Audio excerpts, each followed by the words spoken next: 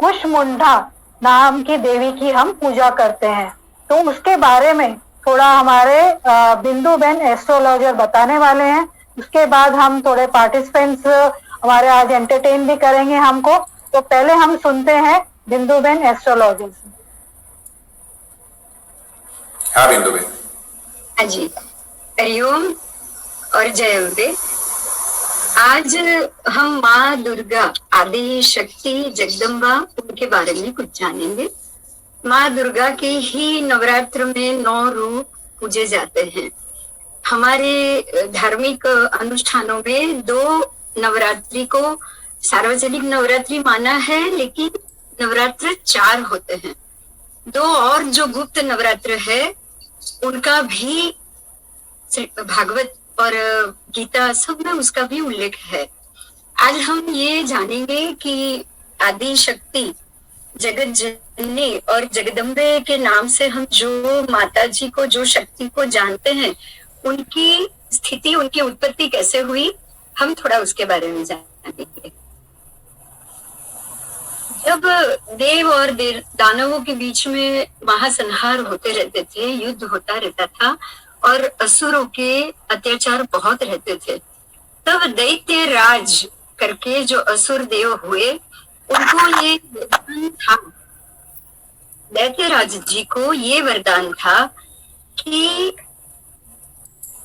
वो किसी के भी हाथों से उनकी मृत्यु नहीं हो सकती।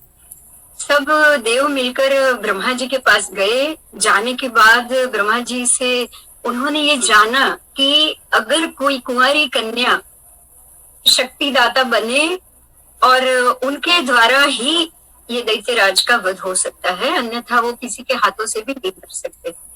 सभी देवों ने मिलकर एक शक्ति का रूप बनाने का सोचा। उस वक्त सभी देवों ने अपने अपने जो तेज के वो धारक थे, वो सारी शक्तियों के तहत उन्होंने एक कन्या को उपस्थित किया। वही कन्या है हमारे आदि शक्ति। अब उनका जिस प्रकार से जन्म हुआ वो बहुत ही महत्वपूर्ण और जानने जैसी विगत है। उसके बारे में मैं आपको थोड़ा बताना चाहूंगी, क्योंकि ये सारी चीजें हम अपनी रोज की जीवन में ये सारी चीजों का ज्ञान हमें नहीं मिल पाता। जो कुंवारी कन्या आदि शक्ति के रूप में उत्पन्न की गई, उनके मुख को भगवान शिव जी ने उत्पन्न किया। उसके बाद यमराज जी ने उनके मस्तिष्क और बाल बनाए। उसके बाद विष्णु जी ने उनको 18 भुजाएं दी। जगत जननी की 18 भुजाएं होती है।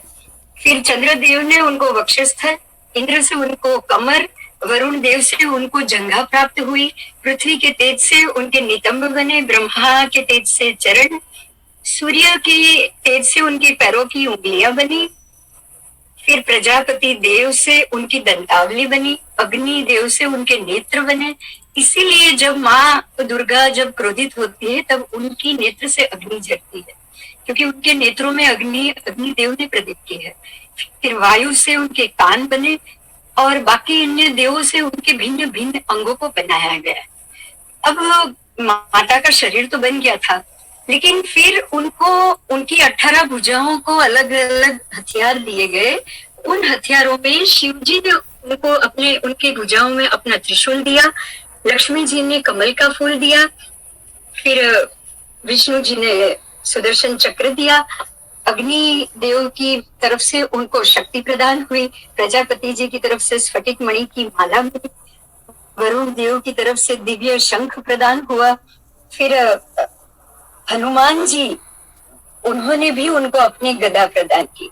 शेष नाग ने मणि रहित नागराज की उनको हथियार के रूप में प्रदीप्त किया। इंद्रदेव ने उनको वज्र दिया, श्री राम जी ने उनको धनुष दिया। उसके बाद वरुण देव ने पाश और तीर दिए और ब्रह्मा जी ने चारों वेद दिया। यही कारण है कि बुद्धि तत्व की जननी भी आदि शक्ति जानी जाती, क्योंकि उनको ब्रह्मा जी की तरफ से चारों वेद मिले। हिमालय पर्वत भी इस मामले में पीछे नहीं रहे। उन्होंने शेर दिया, जो शेरावाली माँ का जो वाहन है शेर, वो शेर उनको हिमालय की तरफ से मिला है। हिमालय की कंदरा से शेर उनके पास आया और उनके ऊपर देवी मां सवार हो गई। समुद्र ने उनको उज्जवल हार प्रदान किया, चूड़ामणि दिए, दिव्य वस्त्र दिए और कुंडल दिए। इस प्रकार से देवी ने अपने 18 भुजा में इन सभी अलंकारों को और हथियारों को धारण किया और वो आ गए दैत्यराज को हराने के लिए। दैत्यराज तो उनका ये रूप देखकर ही डर गए, क्योंकि उनके इस रूप में सभी देवों के द्वारा अपनी अपनी शक्तियों को स्थापित किया गया था। सभी देव अपने अपने अलग अलग रूप से दैत्यराज को नहीं हरा पाए, लेकिन उन्होंने अपनी सभी शक्तियों का निरूपण माँ जगदम्बा के रूप में किया। तो जगदम्बा माता ने उसी क्षण तत्क्षण उस दैत्यराज को त्रिशूल से वध कर दिया। अब ये सारा होने के बाद सभी हम जानते हैं कि त्रिदेव द्वारा ही इस सृष्टि की रचना हुई, लेकिन मूल बात शायद हम बहुत कम लोग जानते हैं कि आदि शक्ति ने इन त्रिदेवों को अपने ही 3 रूप दिए। आदि शक्ति दुर्गा माँ के रूप में आए, उन्होंने ब्रह्मा जी को अपना एक रूप दिया है महासरस्वती का, जो नवरात्र के पहले 3 दिन उनकी पूजा होती है। उसके बाद उन्होंने अपना दूसरा रूप बनाया महालक्ष्मी का, वो उन्होंने भगवान विष्णु जी को दिया। और फिर उन्होंने अपना तीसरा रूप बनाया, वो था महाकाली का, और वही माता पार्वती के रूप में हम जानते हैं। तो 3 देवों को उन्होंने अपने ही 3 रूप जगत जननी ने प्रदान किए। यही वजह है कि हम इस पूरे संसार को माया और माया से उत्पत्ति हुआ मानते हैं। आप जानते होंगे शास्त्र पाठों में ये सारा उल्लेख होता है, क्योंकि दुर्गा माँ को ही योग माया का रूप माना गया है और उनके ही योग द्वारा ये समस्त सृष्टि माया रूप सृष्टि की रचना हुई है।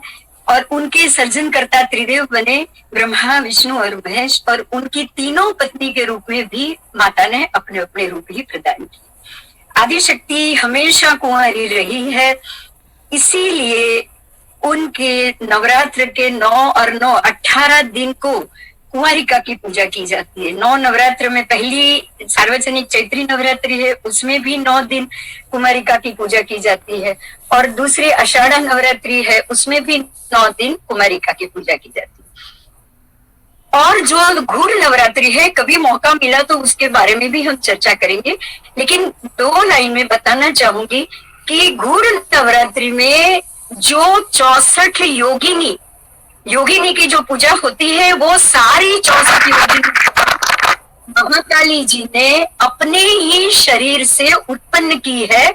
इसीलिए 64 योगिनी जिन्हें हम चंडा, चामुंडा, अम्बा माँ ये सारे नाम से जानते हैं, और यही 64 योगिनियों की भैरव भैरवी साधना रूप पूजा जो 2 गुप्त नवरात्र है, आषाढ़ नवरात्र और मघा नवरात्र, उनमें भी इन्हीं की पूजा होती है। इस प्रकार से चारों के चारों नवरात्रों में आदि शक्ति माँ जगत जननी की ही पूजा की जाती है। Very good. आप लोगों ने मुझे ये मौका दिया, उसके लिए बहुत बहुत धन्यवाद। Thank you very much.